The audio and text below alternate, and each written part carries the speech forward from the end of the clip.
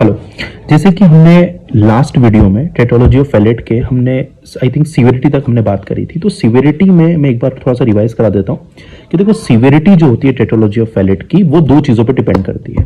एक, आप हमेशा ध्यान रखना जितना ज़्यादा साइनोसिस होगा उतना ज़्यादा सीवियरिटी है, और intensity and duration of murmurs से इनवर्सली प्रोपोर्शनल होता है। मतलब आप खुद सोचो, अगर आपका मर्मर का ड्यूरेशन कम है, अगर आपका मर्मर का ड्यूरेशन कम है तो सीवियरिटी ज़्यादा है, सीवियरिटी ज़्यादा है।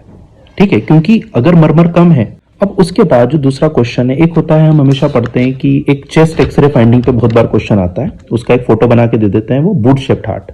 याद रखना, बूट शेप्ड हार्ट आपको देखने को मिलता है। और बहुत बार ये क्वेश्चन आ जाता है कि बूट शेप्ड हार्ट जो है उसका मेन रीजन क्या है, क्यों वो दिख रहा है।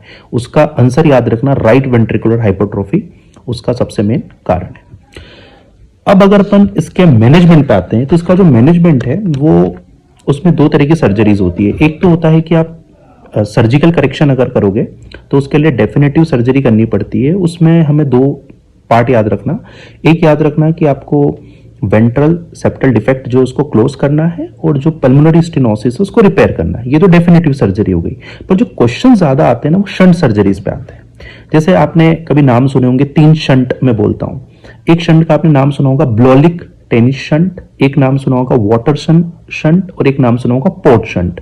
ये तीनों शंट पे क्वेश्चन इस तरह से आते हैं कि आप पल्मोनरी आर्टरी को किससे कनेक्ट करोगे। तो जैसे मान लीजिए क्वेश्चन आया कि जैसे एग्जांपल उन्होंने दे दिया कि यार एक ब्लोलिक टेनिस शंट दे दिया, और आपसे पूछा कि यार पल्मोनरी आर्टरी आप इसमें किससे कनेक्ट करोगे। तो इसका एक सिंपल सा निमोनिक है, जैसे अपन बोलते हैं बस, बस बोलते ना बस, तो बी फॉर ब्लोलिक और एस फॉर सबक्लेविन आर्टरी।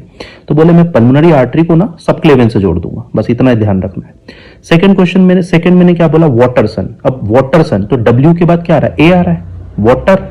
तो अब यहां पे आप पल्मोनरी आर्टरी को किससे कनेक्ट करोगे, असेंडिंग एओर्टा से कनेक्ट करोगे। और लास्ट जो तीसरा आता है वो हम कहते हैं पोर्ट शंट। अब पोर्ट शंट का इंदौर वालों को पता है, पोर्ट मतलब पोहा, पोहा।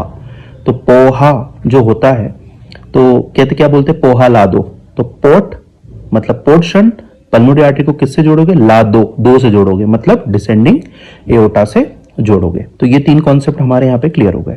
अब मैं आपको कुछ ट्रैप्स बताता हूं जहां पे एग्जामिनर आपको फंसाएगा। पहला, ऑल एक्सेप्ट जरूर ध्यान रखना कि टेटोलॉजी ऑफ फैलेट में क्या क्या कंपोनेंट है, लाइक पल्मोनरी स्टेनोसिस, आपका ventral septal defect, over riding of aorta और राइट वेंट्रिकुलर हाइपरट्रोफी। ये तो दिमाग में घुसा लो, फिक्स कर लो कि ये तो आना ही है इसमें से ऑल एक्सेप्ट। अभी आईएनआईज रिसेंट आईएनआईसीटी में भी क्वेश्चन आया था, तो ये बात जरूर ध्यान रखना है, बहुत इंपॉर्टेंट है।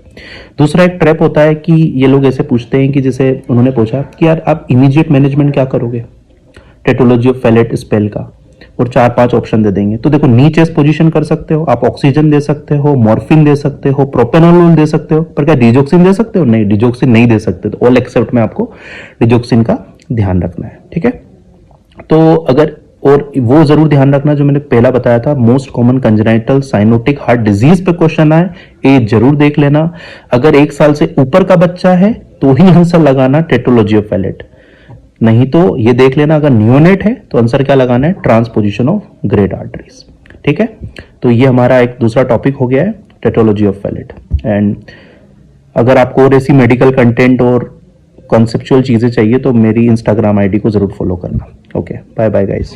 और लास्ट में एक कॉन्सेप्ट जरूर ध्यान रखना कि अगर एग्जामिनर ने पेंटोलॉजी ऑफ फैलेट पूछ लिया तो उसमें एएसडी और रेट कर देना। मतलब ये 4 कंपोनेंट तो याद रखना, राइट वेंट्रिकुलर हाइपरट्रोफी,